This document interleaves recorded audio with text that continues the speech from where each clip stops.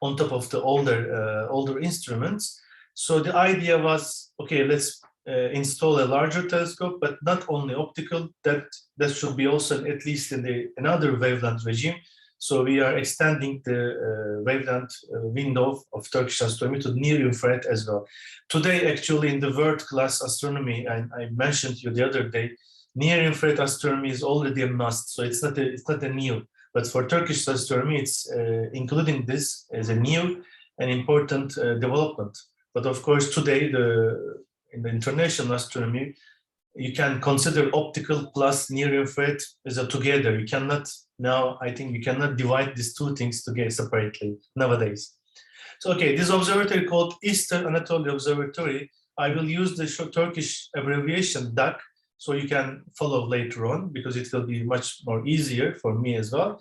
DAC is the abbreviation of this observatory's name in Turkish. And this is in the eastern part of the Turkey, the Erzurum city. And I will come to some maps and some images in a minute. So this is the recent design, I mean the latest and most realistic design of the observatory building. Of course, there's much more than that around, some technical buildings, some supportive buildings, etc. But this is the main building.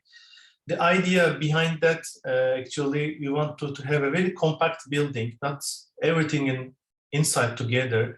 So the main visiting, I mean, the restrooms, living rooms, and computer rooms, everything inside this building. It seems maybe small, but it's not that much actually. So this is the 4-meter telescope enclosure. And this is roughly 18 meters height and 16 meters in diameter, and this is the building. So everything will be. I will show you in a minute some images, and also after me, Süleyman will provide you some real-time images from the site. We will connect to the site and we will show you the latest status. So everything happening within this building. Okay. So the main motto of this project is Turkey is the biggest and the first infrared telescope. I hope that it will not stay all the time the biggest telescope of Turkey. I hope that there will be a bigger telescope afterwards, after this telescope, but I think it will take a long time.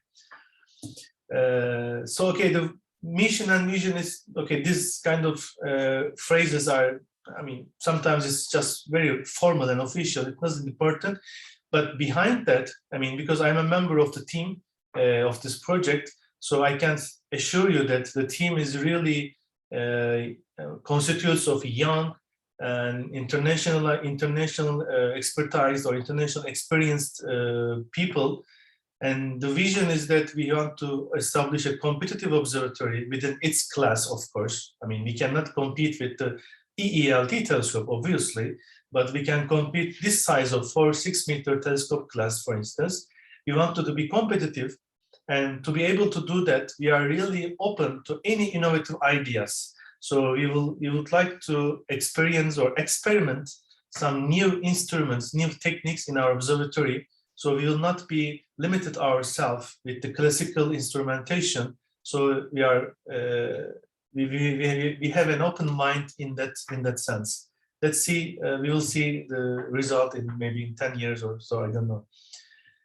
So some information about the site is in the Erzurum, city of Erzurum. Erzurum is one of the major cities in the eastern part of the Turkey. Actually, we can call it the capital of the eastern part of the Turkey. It is not officially separated, divided like this in Turkey, but unofficially, you can say that Erzurum is the capital of the eastern part of the Turkey. It's a very major city, and the city also, actually, the city is located in a very high plateau.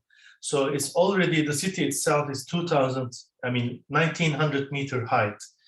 So the observatory seems high, but from the city to the observatory, it's very easy to access. In 20 minutes, you can be on the top of the observatory. And also there's a really nice asphalt ways.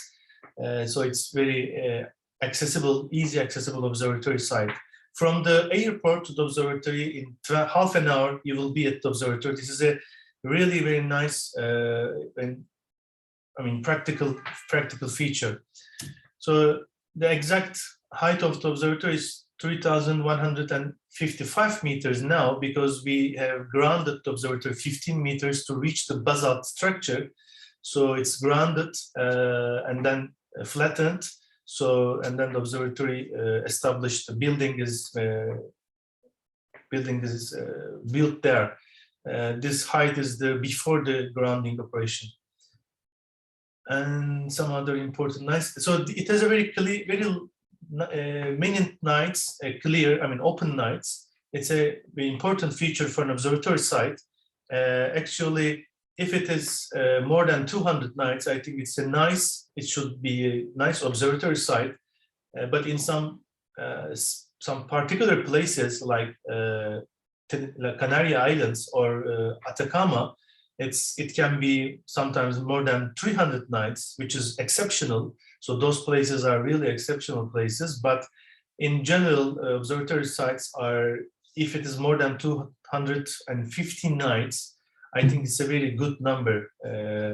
And of course, if there's no technical problems and all the nights, if you can use all the nights, it's a really, really nice time. And so this is what we have in the Erzurum, the Karakaya Mount, Karakaya Tepeleri in Turkish, Mount Karakaya. And then the other good thing is that if you open a Turkish map and physical map, and you will notice that just above the observatory site, there is a long series of a range of mountains, a height mountains, a 4,000 meter height mountains, a big range. It's called Northern Black Sea Mountain in Turkish geographical usage. So this mountain range prevents all the humidity and the bad weather from the observatory sites. So actually, when you look that it's very near to Black Sea, and you may think that the humidity will be a problem for the observatory, but it's not, because those mountain range blocking all the humid weather. And so just behind this mountain range, it's a very dry environment. It is expected in typical meteorological or geographical feature, actually. And so we have a very dry site. The problem is that, it's not a problem, but you can sometimes confuse that the Erzurum is a very famous ski resort at the same time. But the reason is that when it snows in Erzurum, it stays there for a long time because the sea is very high and generally it's very cold. So the snow stays for a longer time, but it doesn't snow all the time. So actually it snows maybe, I don't know, in 30 days at total in a year, 30 days it snows, but it stays longer, maybe 4 months. So that's why there's a conception of Erzurum is a bad weather, but actually it's not. Many times it's open, dry and cold weather, which is very perfect or very suitable for infrared astronomy. That's why we chose this region to have optical plus infrared astronomy. The height of the observatory is also a very important factor, and I think we are satisfies that condition. So, okay. The other thing is that the building is built by the architecture of the National Observatory in Antalya. So the guy, this person is very expert in this kind of buildings, especially these extreme buildings. And so the important part of the building is that there are passive heating mechanisms. So we will use also the solar layers, but this is active ones, plus the insulation of the building, and it's like a greenhouse effect. So we are heating the building with the solar energy, but I mean solar irradiance, and plus we will produce some electric energy from the solar panels. So it is not actually totally a green building, but it is very close to that. More than half of its energy is produced by the solar arrays, but our aim is to bring to the observatory to the green building level. So this is one of the aim or one of the ambition for the team, and also the recycling, we are using also recycling water. There is all the manufacture and infrastructure is already installed. So we have gray water, and we have gray water, and all these things. So we want to consume less and less resources of the environment.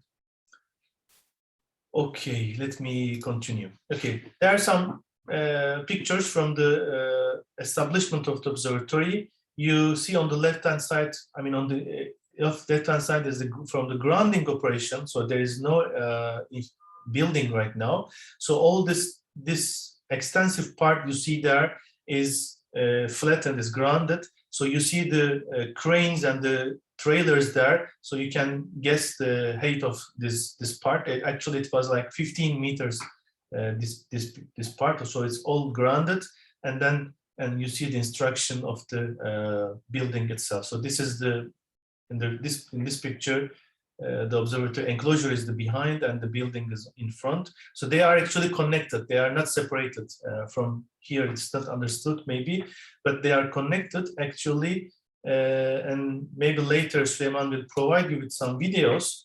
One of the main ideas is that we will have the coating plant of the mirror inside the building. So this building will be also housing the coating plant, which is already designed and allocated the space.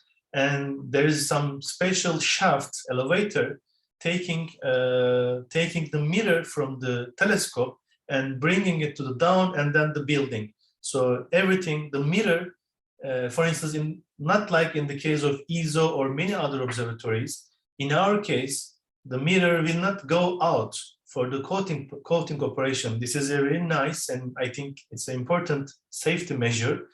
Of course, this is not, I don't mean that the others are bad, but this is just more practical in a way. So mirror will be always within the building when it's transported to the coating plant. That's one of the things.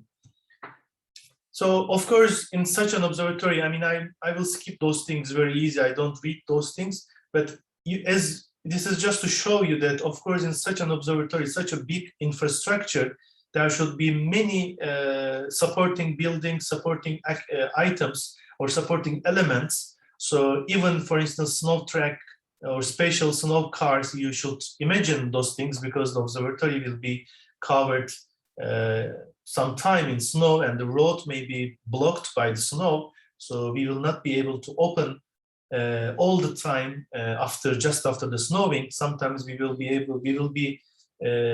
have to use those vehicles to reach the summit. Sometimes it might be the case. I mean, we have to accept those things.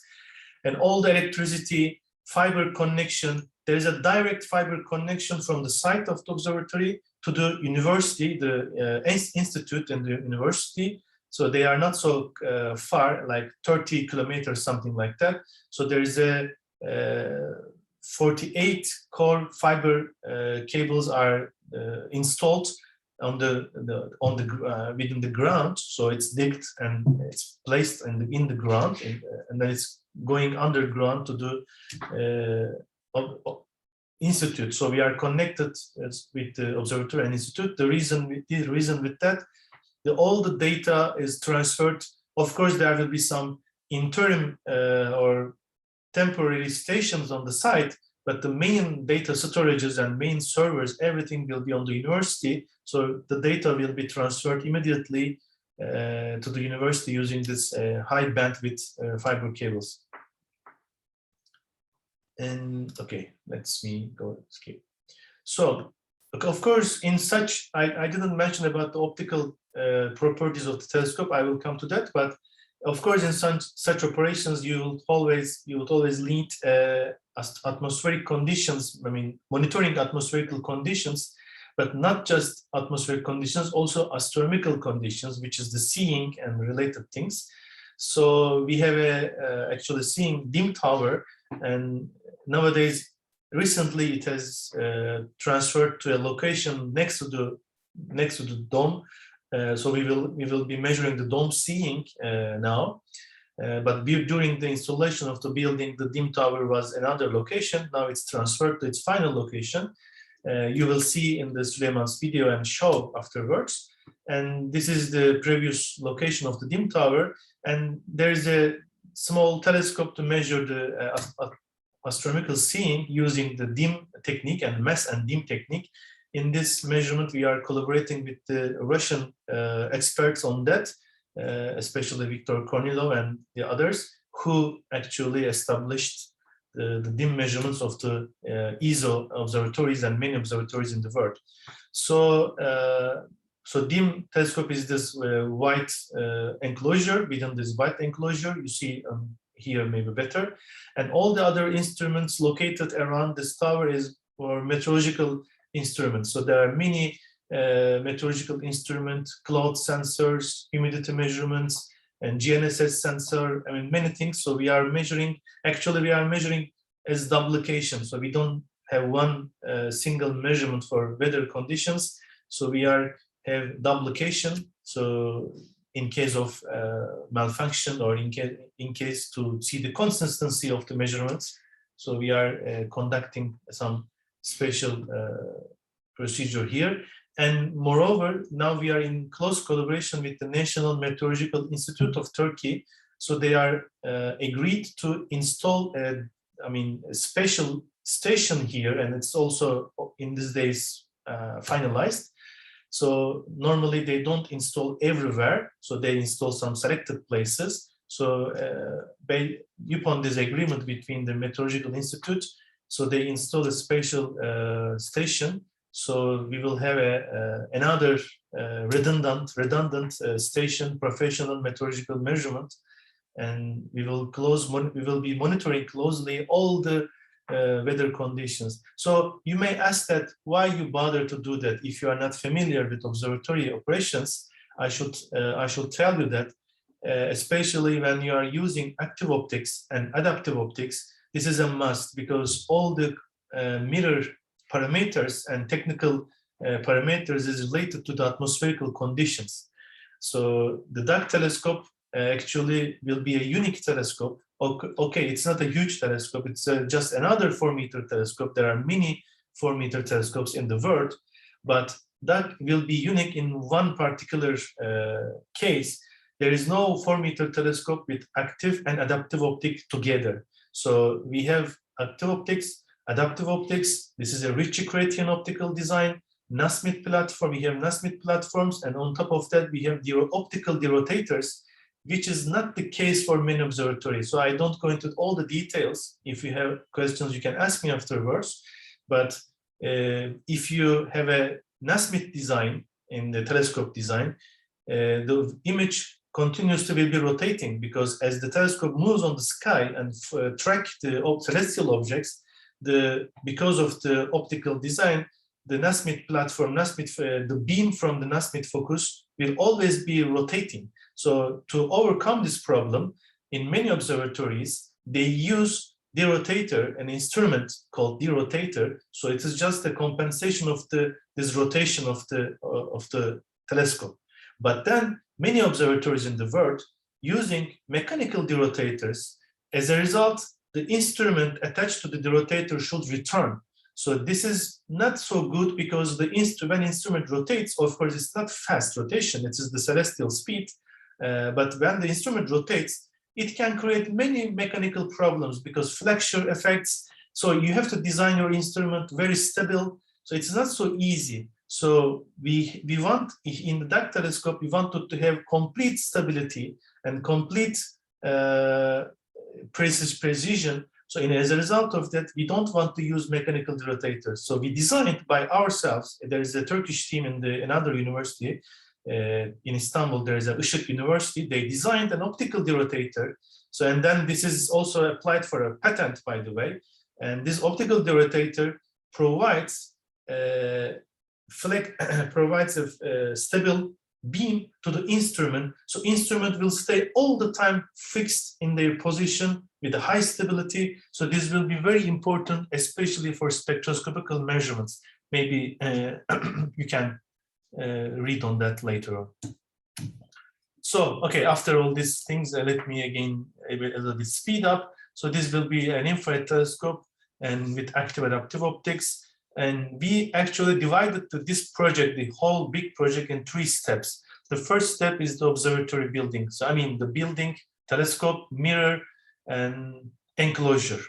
Okay, this is the first part and it's almost finished. I mean, I think in the end of the next summer, this phase will be completely finalized.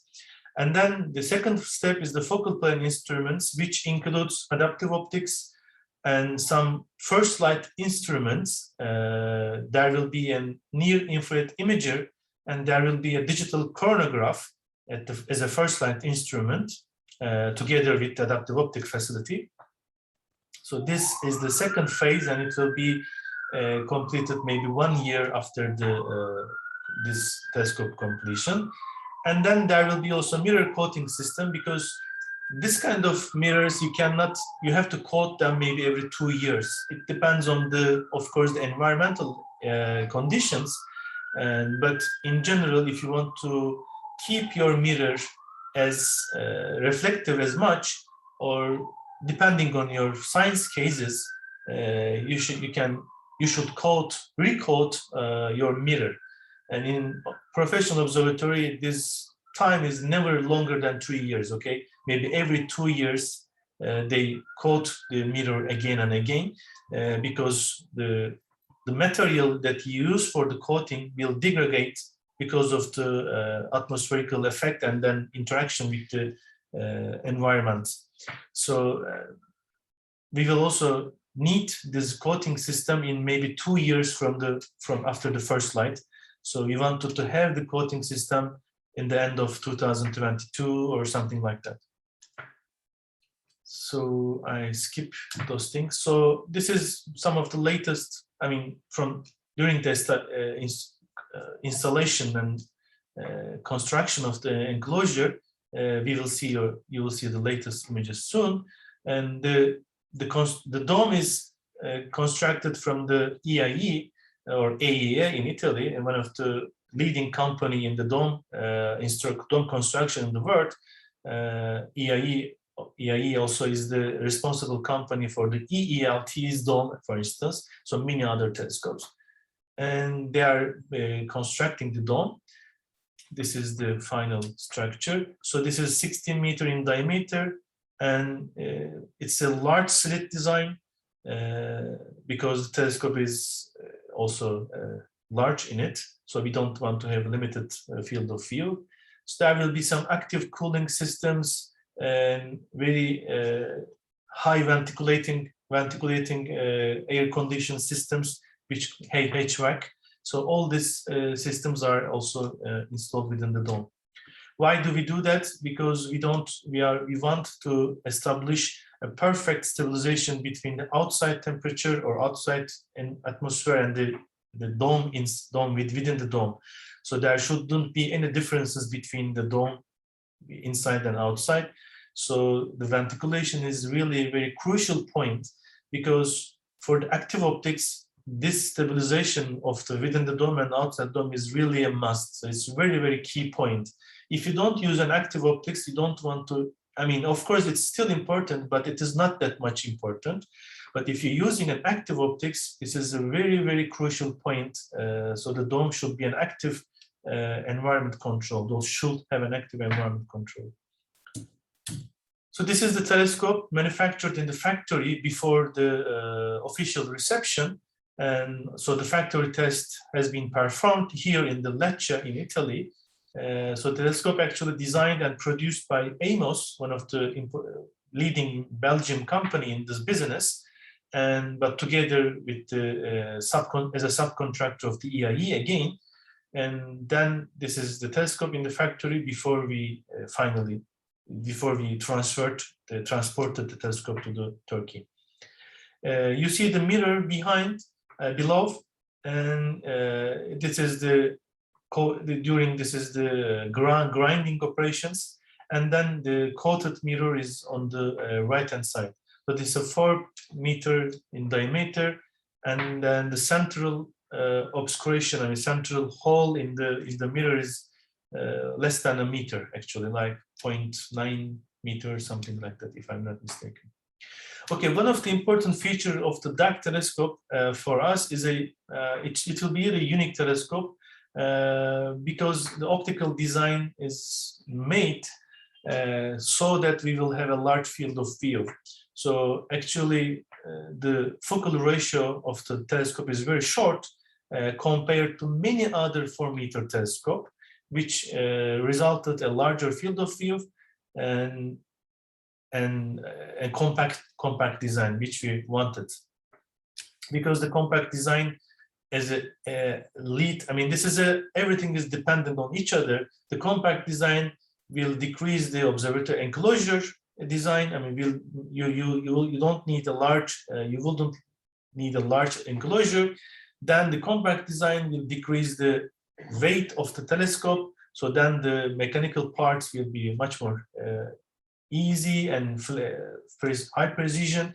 As you can see, the pointing accuracy of the telescope is smaller than 2 arcseconds, okay, which is maybe sometimes, which will be maybe better sometime, but it's not too bad.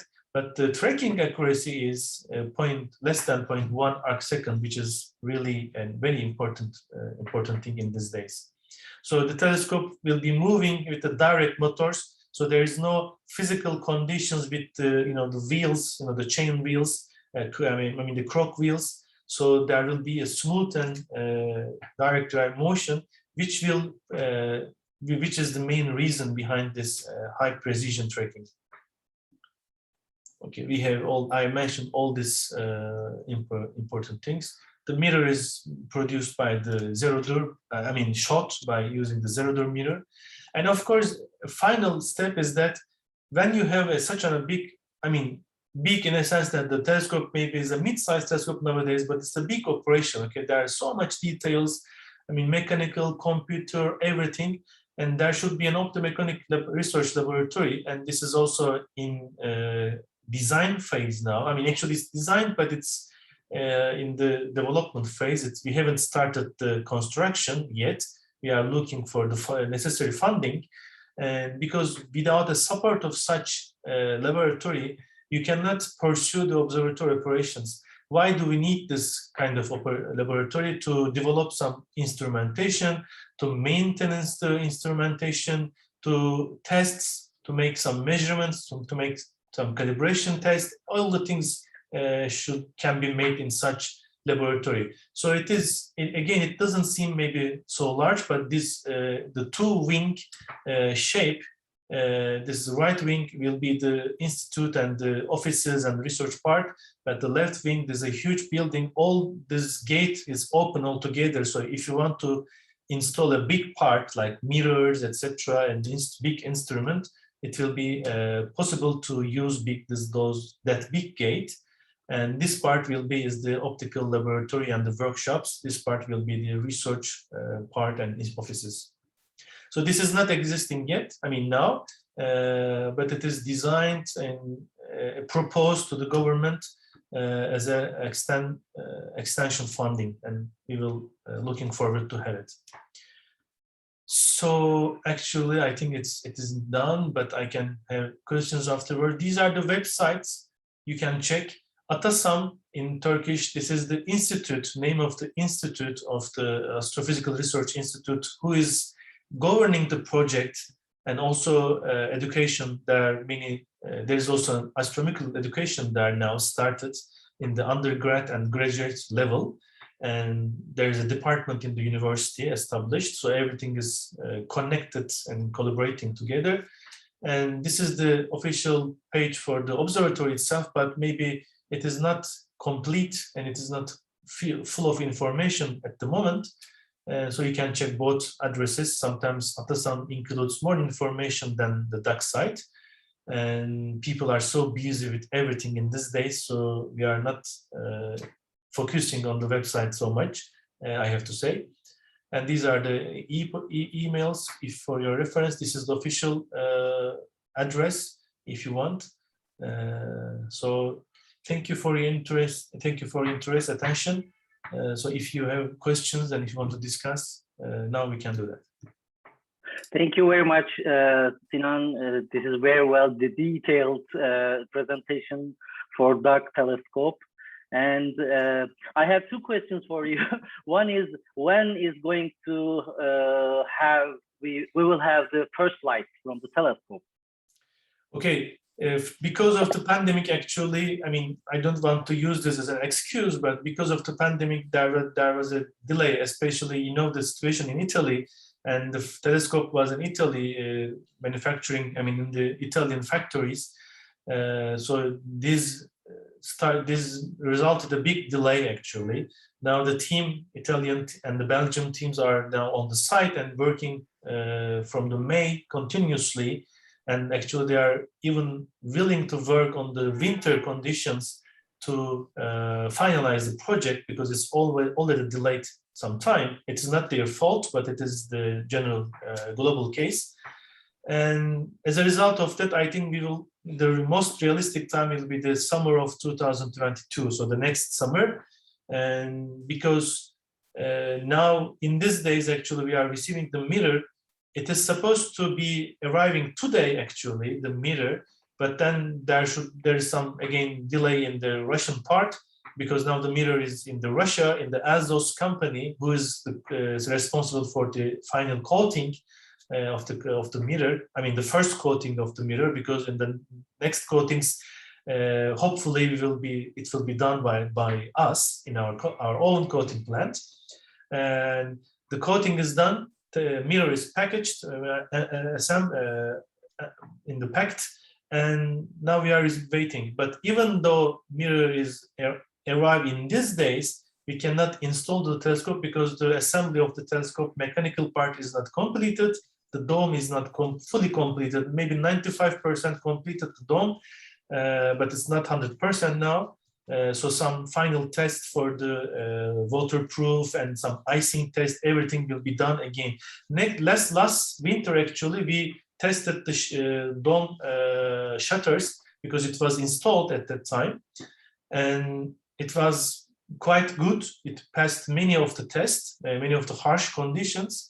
And this winter, it will be tested again. And then the summer, the mirror will be installed to the telescope. Then we can expect the first light. So it's a long answer, but all the delays and problems I wanted to mention. Yeah, and my second question is about how we can submit a scientific proposal from all over the world. It is allowed to submit from all over the world, or just for Turkey scientific project? Yeah, thank you. So as I said, that the team is really open-minded and visionary. In that case, we know that we are aware that to be able to have establish a competitive observatory, we should really open the observatory to the international astronomical community. So in that case, it will be open. But for the moment, all these administrative procedures are not decided or discussed in detail, but as a rough idea, I can assure you that the observatory will be open to the international community. And actually, even more, what we are open to do that, I mean, what we are really willing to do that, is to collaborate on instrumentation. So if somebody will bring some instrumentation with some idea, or propose something to produce together, manufacture together, so we can be part of it, they can come with a design or some extra funding. So I don't know, whatever the part, but if you can collaborate on an instrument, then we can dedicate to telescope some specific, I mean, purposes, like, let's say, little surveys or little studies, like guaranteed time operations. So we are all open to this kind of ideas. So you can, if you have any kind of idea, or if you know somebody would be interested, please share this email and communication addresses, so you can get in touch with us. Yeah, very, very well. Sinan, could you open the question and answer box? Yes. There are two questions there. Maybe you can read and answer those. Okay, I see. Thank you. Marismak, what is the spectroscopic resolution of this telescope? So, Marismak, we don't have a spectrograph at the moment. So, actually, resolution of the telescope, there is no parameter like resolution of the telescope. It will be dependent on the instrument. So as a result of the instrument, it will be many things. But if you are asking me, I mean, maybe I can rephrase the question in a way that, what are you willing to have? What kind of a spectroscopic instrument willing to have? Actually, we are willing to have two main directions. One is the low mid resolution, like say something from 500 to 5000 resolution, and for making many kind of studies like galaxy redshifts or characterization of transient object, etc. And then the other part is the high resolution, like 20, I mean, starting at least from the 20,000, 30,000, something like that. But our goal is to have something 40,000, 50,000 level range, to have to study chemical abundances, or maybe exoplanet research, or maybe really some studies for requires high radial velocity precision. So we are willing to have those two kind of instruments, but none of the spectroscopic instruments are designed, agreed, or in production at the moment, because as a result of the global economical crisis, and also the currency of the Turkish lira, I mean, it's very bad in these days. So to be honest, so we are a little bit limited in terms of funding. So the first light instruments are secured, they are agreed and by international communities. The near-infrared imager is produced, manufactured by the Anglo-Australian Observatory in Australia. They are producing it. Digital chronograph are built by the Swiss institutes, which they are EPFL and the Hague VD. So those things are secured and they are in production. But the second or the first generation scientific instruments are not decided yet. I'm answering longer question, but I finished my talk earlier. Yeah. So, okay. Don't worry about Maurizio asking, thank you. Unfortunately, went a bit late, so don't remember if you mentioned actual seeing. Well, okay, yeah, you are very right. I didn't mention at all. The seeing measurements are, median seeing is around 0.7 actually, but we measure, especially in the winter periods, like 0.2, 0.3 seeings. But of course, this is the really high quality nights, and which is not the representative of the whole season, whole year. But I can easily say that it is less than 1 arcseconds, or in many times it's, I mean, less than 1 arcseconds. And we also have seen some exceptional seeings sometimes, like, as I said, 0.2 down to 0.2, and which is really nice. And I think it is enough for operation for the adaptive optics. Well, now. Okay, Oscar, go ahead. Oh, okay. And yeah, no, looking at the atmospheric data that you have shown, the altitude, but also the low humidity, the low water content, it seems that it could be a very promising site for longer wavelength, let's say L and even M band, 3 to 5, but up to 10 migrons, I think. So in this case, actually the facility would be a very competitive, because there are not so many telescopes all around the world that can work at this wavelength. Yeah, and even considering the fact that you are planning to put there a coating plant, Yes. The coating may be an important thing to take into account for longer wavelength. Yes, exactly. And that's, in the second point is the possibility to have a tip tilt, maybe in the secondary or on a tertiary mirror. What do you think about that? We have probably not for at the beginning, but for a medium time plan. Yeah, the tertiary mid mirror will be tip tilt. Actually, I didn't mention that. We will have a single layer adaptive optic at the first place. Then we wanted to enlarge it to the ground layer adaptive optics. and so it requires some more wavefront sensors and some other features. But at the moment, I didn't mention actually, that's true, the details of the adaptive optics system.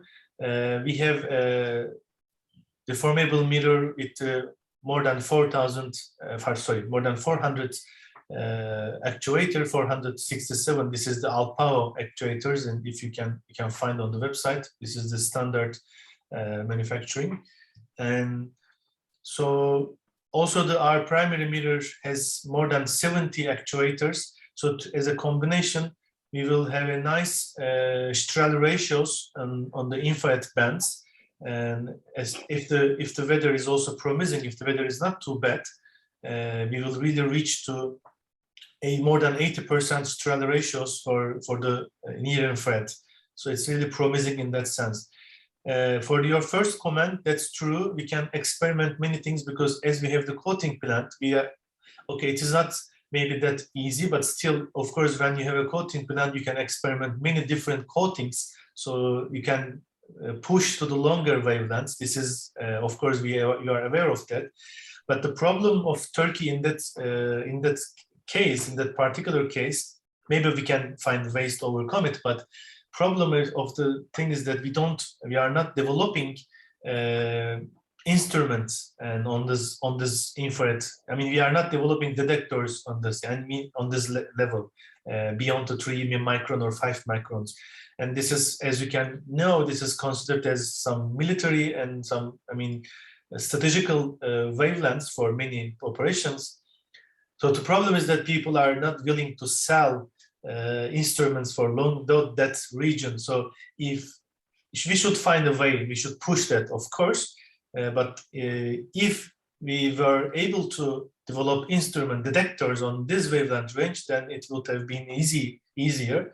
But we will see. But first, of course, we wanted to start operations in the optical and near infrared. Then after some time, we can start to experiment if everything is established and we are having a solid operations. Then we can start to think of those things. Thank you for your comment. Thank you. Okay. Is there any other question or comment for this talk? Professor Mauricio Bosto, now you are a panelist and you can open your camera and mic and you can talk. I think you wrote and Sinan answered your question, I guess. So sorry for this latency. And if there is no questions, we can pass the other popular talk today. Thank you very much again, Sinan, for your very well detailed and good presentation. I am here also for please stay here and you can discuss maybe from the videos. And now Süleyman Fişek from Istanbul University, he is going to present us the virtual tour in the DAG telescope. So please, Süleyman, you can open your presentation, whatever you want, you can share. Okay, hello everyone. Yes, I have a presentation for the virtual tour. Actually, maybe I should have been there for the virtual tour, but sorry, I'm trying to share my screen. I should be co-host. Yeah, you are co-host. Okay, yes. Yeah, you can share. Right now. Okay. Sorry. Yes. Okay. Now we can see screen, but yes, I will start my presentation. I'm sorry. Okay. Can you see? We are seeing the YouTube channel, Süleyman. Right now? The browser. Yeah, the browser that you share. Yeah, I'm sorry. I'm trying to share my presentation, but everybody knows Mac has some problem about the sharing second screen, Yeah, exactly. The webinar, I think, doesn't allow something or is limited. It is not like meeting. Yes, it's different. Okay, I remove my second screen, okay. You just take it off. I did like that. Otherwise, Yes. very confusing. I did. Okay. Now maybe it's better to resume your sharing or restart your sharing. Yeah, it's Okay, better to thank you. start.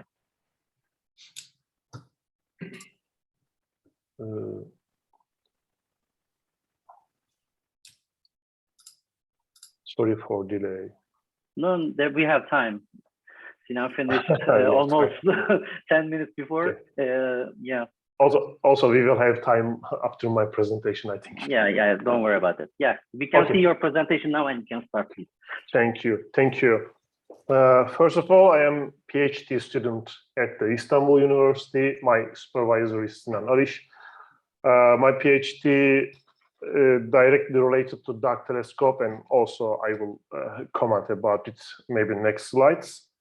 First of all, when we were planning the program of the school, I had a chance to visit Erzurum, the telescope, for my PhD thesis and also to join the installation work. But some reason I could not. If I could be there, the virtual tour would be real-time virtual tool, but I couldn't have some reason. I am at Istanbul right now. First, before my presentation, I would like to say thank you to the school and scientific committee and local organization committee. When I met the school, it was third Azarquiel school at Istanbul University. I attended the school as an undergrad student, and I was trying to help the local organization committee. And one of my most important due is bring the information board and for the attendees and lecturers to see that while during the excursion on the Istanbul. And still I am keeping the board with the signature from the third Azarquiel school. You can see lots of names already. They are here still. And then for the Azarquiel school, I was there as attendees, and now we are here for the fifth Azarquiel school. The Azarquiel school is important for me, so I would like to say that just then. Thank you for this opportunity. Okay, I can minimize that. The dark telescope also, Dr. Sinan Arish told almost everything about it. My presentation, some kind of view of the dark observatory, more than information slides. As I told you, my PhD thesis directly related to dark adaptive optics system. Actually, we are investigating the effects on the extragalactic studies, galaxy studies, dark telescopes using some simulation. And this is why I visited the telescopes also for the installation work, because of all Turkish astronomers and all the world's astronomers. These telescopes very important for us. It will have 4 meter mirror and also working same time visible and near infrared region. So it will be very important for us. And also you can see my last pastime pictures from 2013. I was there for my master's studies and also joined the installation work. And 8 years I am related to dark telescope installation work, and also I'm really interested to telescope because we will use it in the future for our studies. The telescope located at Erzurum, and the position is very strategic for us also because of the telescope will fill the longitude gap in the northern hemisphere, and also it will have 4 meter mirror. It is very important for Turkish astronomers, also for the strategical position, to fill the gap in this longitude. Its site is located 3,100 meters in Konaklı, Erzurum, the east part of the Turkey, Erzurum city. Some specification and features about the telescope also we mentioned about it. The 4-meter telescopes, it will have visible and near infrared detectors, and also it can be observed this region wavelength, and also Nasmyth ODAX focal Nasmyth. We have 2 Nasmyth focal plane for different detectors and some tools, etc., etc. And also we have more than 250 days, mini and clear nights we will have with these telescopes. We have animation for this telescope introduction. This is not one of the last version. This is maybe previous version because of we have some changes, but little bit changes. Mainly the animation is still, we are looking for what we can move on there, and it will be some kind of virtual tour with my voice. Exactly. The eagle is one of the most important symbol for the Erzurum and this area, east part of Turkey. It's related to past Turkey and the historical, I don't know. So this is why first we have seen the eagle, and then we are looking to telescope and dark observatory at the top of the mountain, more than 300,000 meters. It will be shown like this after all installation work. We have tools, vehicle, and 2 parts of building, main building and observatory building. We are entering the main building right now in the animation. Maybe it could be some delay for the video, but exactly I will stop the video sometimes to introduce someone. This is the entrance for the main building. We will turn left for big hall, and then we are looking right now the operation room, telescope operation room. As we expect, lots of screens display something, but this is some kind of introduction animation. Already we know that the screens display some calculation, complex measurements, and condition of the weather and telescopes when it is operational. And then we are going to upstairs for social time room and maybe sports area, yes.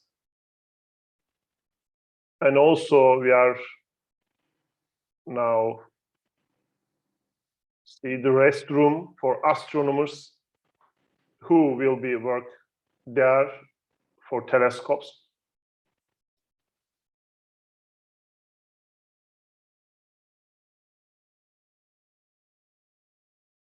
And the kitchen with some tools to spend time on that. And also we have a glass floor, some kind of covered glass. There is no dome. Maybe some popular observation or something else. It has some little bit change. The glass roof is not like this, but still the observatory has the glass roof for popular observation or just spend time all the night if you have no observation during the time. And then now we are seeing the telescope and dome.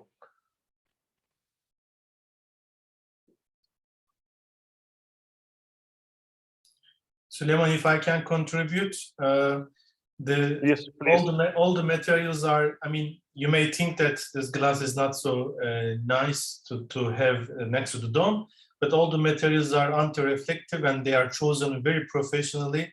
All the materials used in the building, they are not reflecting the temperature, especially when it comes to the infrared wavelength. So they are chosen accordingly. So there is no any hesitation about that. Okay, I just wanted to clarify. Okay, thank you. And now we are going to enter the dome building, and we will see the telescope and the control system, not operational, remote control system, just telescope movement system, electricity, cable, some kind of like this. We are right now under the telescope, and first we will see the intermediate floor, just under the telescope. You can see the pier of the telescope, and we can control the telescope systems if we have a problem here. And then step by step we are going to go to telescope floor enclosure. We can call it as enclosure. You can see the in one cell. Already I told that this is the not last version of the animation, because the telescope will be blue, and also you saw the blue picture of the telescope. It doesn't matter. You can see the N1 cell. Sorry, N1 cell. I told in Turkish. N1 cell. We have active optic system right there, and more than 60 actuators here to touch the N1 mirror for some calculation and some measurements. And then right now we are also seeing the Nazimit focal planes, one and two. One of them here. We will put the detectors and the other tools here for the telescope. And now we are seeing the 4-meter mirror, and dome is closing right now.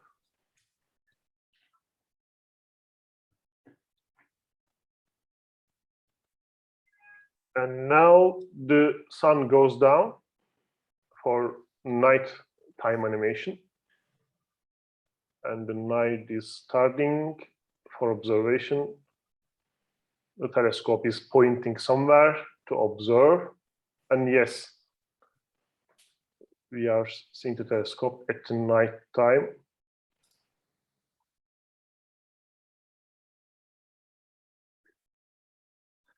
This version is shorter than the last one. I couldn't find the last version, but also I will add something and some videos and pictures, the animation also.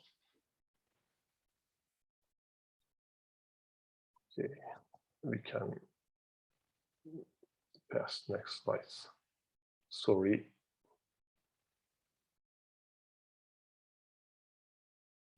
Lots of steps from past today for the telescope. For example, the mountain, just some procession before the telescope because of the ground should be flat. We did it also, and telescope buildings and main buildings under construction past 2 and 5 years. And now almost we are done about main building and dome building. This is the one of the last videos of the telescopes, how it looks like right now. October, yes, 28 October, this uploaded video by the Atasam and Dak on the YouTube channel. You can see the main building is almost done. Also dome is almost done, but still they are doing some tests for rain, snow condition, wind condition. So the dome and main building still, we can say that, under construction. But actually we are waiting for just last part of the primary mirror actually.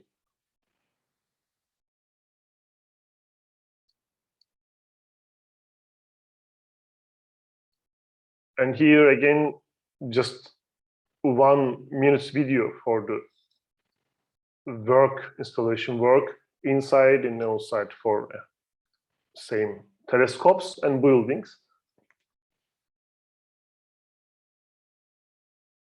We can see here some crane carrying to some parts of telescopes inside. For example, we are here, we are looking the inside, the dome inside, the crane carrying to some part of the telescopes inside, and then installation work was ongoing. Outside and inside, same time, there were a lot of different teams from different countries. Exactly, the Italian teams working on the telescope, the Belgian teams working on the other buildings, working on the active optic system and the other part of the telescope. So on the top of the mount, maybe 50 or more than 50 person working together same time, and you can see inside the videos the mirror coating unit. They are working on the active optic system right now. You can see the actuators here. Just 1 second, please. You can see some measurements and settings for the actuators, for active optics actuators, and also the 200 tons crane carrying the telescope arms inside,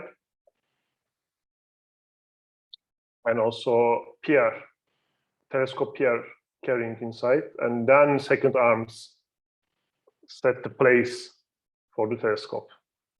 Yes.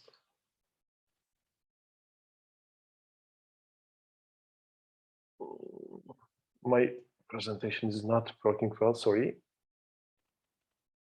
Yes.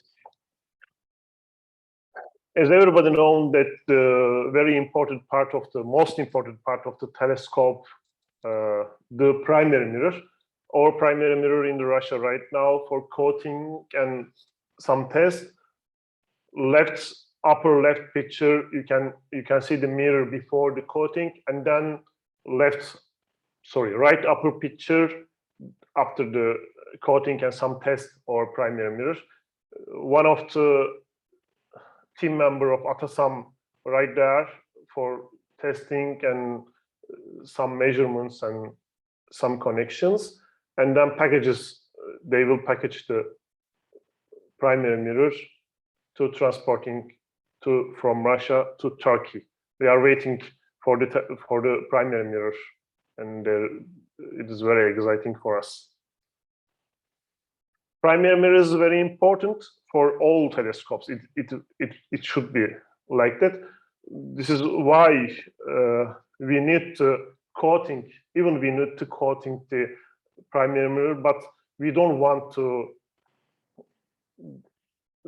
transport the primary mirror somewhere for coating. So we will have a coating unit at the telescope maintained building. I will show some simulation for this part. You can see the process in the future, how we will coat the mirror, any transportation, without any transportation somewhere to mirror. We can take the mirror on the telescope or bridge crane. The dome building and also main building has a crane inside, and then we will take the mirror ground floor for coating, this floor called as mirror coating unit also. Sorry.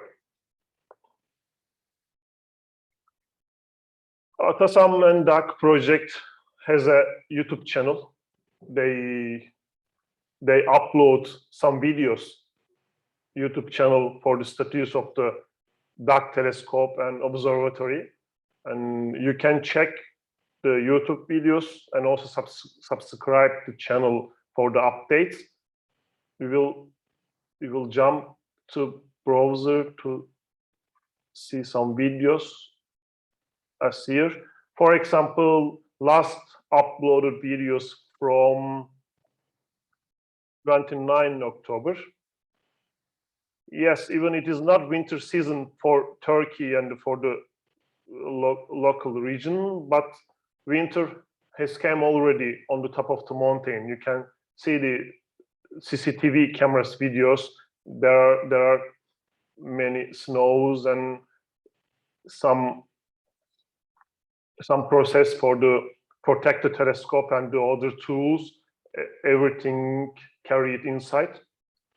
So you can watch videos broadcasting, live broadcasting, or uploaded. After uploaded, you can have information about the last status of the telescope using by the DAC or Atasam YouTube channel.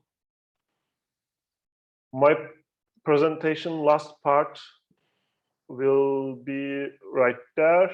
We have a permission access to CCTV cameras were located top of the mountain nearby the telescope, inside the telescope buildings. We will see that, but I don't understand why I don't have a full screen. Sorry for that, but we can show that again something. First of all, I would like to share this camera looking to observatory a little bit far away. And also I can control this camera remote. We can zoom in the telescope. Sorry. Süleyman, sorry, we can't see anything at that moment. Okay. Did you maybe share or? Again, maybe I can share again. First, stop please, the share. please. Okay, because of I jumped to different screen again. Sorry. Okay. Yes, I'm trying. Already, I can share the application directly. Okay. Now you can see. Now we can see. Yes. Okay. So I can start again to talk about the cameras. We have 13 CCTV cameras on the top of the mountain, and now I have permission to access the cameras. I contact my friends who works at the Atasam and DAC project. Right now we can see that just 12 CCTV cameras. One of them is not working. I don't know why. First of all, I would like to show center of the view, because this one is see the observatory a little bit far, and I can control this camera remotely. I'm trying to zoom in the telescopes and we can see the features. It is amazing to see the telescope or the building and the construction from all over the world, and it is live now, right? Yes, it is live right now, and also if you subscribe to Telescope YouTube channel, you can see also on the YouTube as a live right now. Just okay. I couldn't use the remote movement control, but maybe I can show the right side or left side. I don't know. I'm trying to change the position of the camera, but it doesn't work. Just I can zoom in and zoom. I can do it zoom. Yes, actually, we have a delay. between the, yes, Erzurum and Istanbul. No, it depends on the, I think the remote control program. It is not about the internet connection because of the telescope site, and the observatory has gigabits, more than gigabits internet connection there in top of the mountain. Yeah. So we can move out. And then we can change some cameras to see different part of the observatory. I'm waiting for the response remote control. Sorry for delay.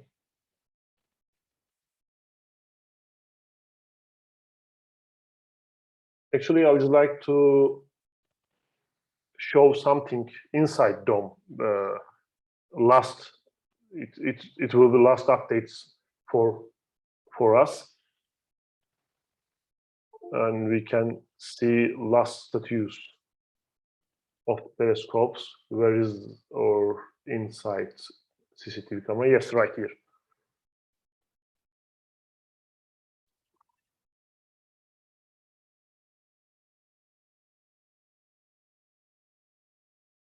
Okay. Still, I am waiting.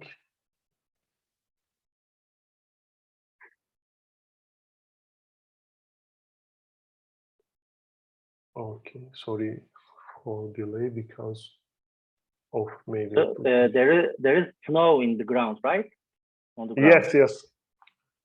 The ground has snow. There is no snowy weather condition right now, but last month, previous month, it was a snowy, and then there is, I think, a little bit cold, so the snow still on the ground. Yeah, but Maybe. the snow, I mean, the snow is really a thin layer, so it's just a very short snow, and so it's a very thin layer on the ground. And now in this video, I should take your attention to the actuators on the primary mirror. So you see the telescope, the primary mirror behind. And this is the actuator like 69, something like that. At the moment, for the installation of the telescope, we use a dummy mirror with the same weight of the original mirror. So during all the tests and operations, before the primary mirror has been arrived, we are using this dummy. We will be using this dummy mirror. This is the same weight with the original one. So you see one of the NASMET platforms on one side. So at the moment there is no instrument, but all those areas allocated on the NASMET platforms, we can install instruments. But of course, it's not a huge platform. I mean, it's obvious. But I think with the compact instrumentation in the astronomy nowadays, we can install like 3 instruments, or we can fit 3 instruments there at most, I guess. The total capacity, the weight capacity of the platforms are 2 tons. So up to the 2 tons, we can install whatever we want there. If you want one big instrument, we can install 1 instrument there, or something like that. But of course, in one of those platforms, there will be AO facility, AO instrument, just in front of this NASMET focus. So then the light will be distributed from the adaptive optic instrument to the other science instruments. So in one of the platforms, the adaptive optics will be just in front of the focus, and then it will divert the light beam to the science instruments. Yes, Süleyman, what we see here? Right now, the different view of the inside of the dome. Yeah. This is a dome shutter. Yes, we can see right here the bridge crane, the crane inside the dome to take the mirrors to carry to, counting mirror units, and also they are using the crane installation work also. Because of the winter weather condition, the outside is very hard, too hard sometimes to work, and the first aim to carry all of a part of the telescope inside with the crane from outside, and then they are working inside to install the telescope. So And just also I can, just to Sorry. emphasize, I mean, you explained, but just to clarify for people who are not familiar with observatory operations, the reason to the bridge crane in the dome is we don't want to open the dome during any kind of optical operation. So everything will be handled within the dome, and we don't need to open the dome. We don't need an external crane.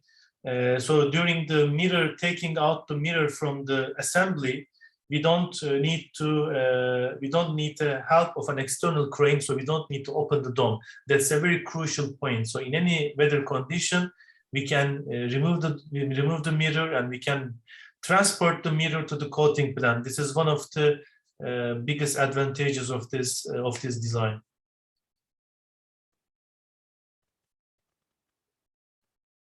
and also you can see right here the dim tower for the measurements, atmospheric and the other conditions, and some measurements for the observation quality. You see the dim tower, and also on the side we have one more station for the weather condition measurements for Turkish State Meteorological Center. If you can see that, if you remind that the first camera see the telescope far from away, little bit far from away, the camera located to this some kind of little tower. This is using by the meteorological service, Turkish State Meteorological Service, and this is the project together with DAK and Turkish Meteorological Service, and everybody can show the weather condition. What is the weather condition on the top of the mountain? This is the public. This station produce public information about the weather condition. You can reach the information at the website of Turkish State Meteorological Service. And last one of the view from here, the mirror coating unit. Now there is lots of tools and something else about the telescope parts because of the installation work. After the installation done, the place will using for just mirror coating.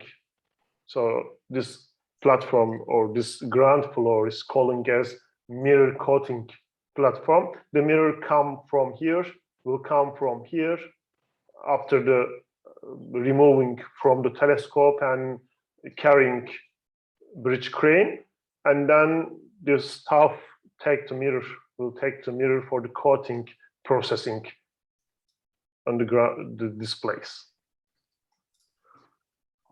Okay, and the other cameras has different view of the telescopes. So I can stop here, and if you have any question, we can answer. Thank you for your attention. This is not, I know that this is not some kind of virtual tour, but I would like to try to show the last status of the telescope to you. Yeah, thank you very much, Süleyman. It's very good. We can easily see the development of the telescope, installation of the telescope process, and now you already show us how it's going. And is there any question or comment? We have 24 attendees or professors. Maybe you can ask something. We have a question. No. From Şeyma. Yeah, from Şeyma. Yeah, we know the name. Yeah, I hope you can visit there one day, or you can use that telescope. maybe you can. Yes, answer. already we should say about that. The telescope ready for the international project also. So you can apply the telescope, apply your proposal, the telescope for your PhD or postdoc or graduate studies. And I am not sure about visiting the telescope, because the telescope, I think, if I'm not wrong, the telescope will not work as we know, common usage now, because of for example, nowadays the middle telescope, this is not big size telescope, the standard size telescope, you applied your proposal, and then you will have some nights, 4 or 2 or 3 nights for the telescope to use and to observe your object. But the dark telescope will not work like that. If I'm not sure about it, but Dr. Sinalic maybe contribute this about this one, because of if you have any project, accepted project for the telescope from the dark telescope, even you couldn't visit the telescope to observe your objects. Okay, maybe it is not that much sharp, but what Süleyman was trying to say, that we will be operating the telescope in the Q mode, in the service mode, as much as possible.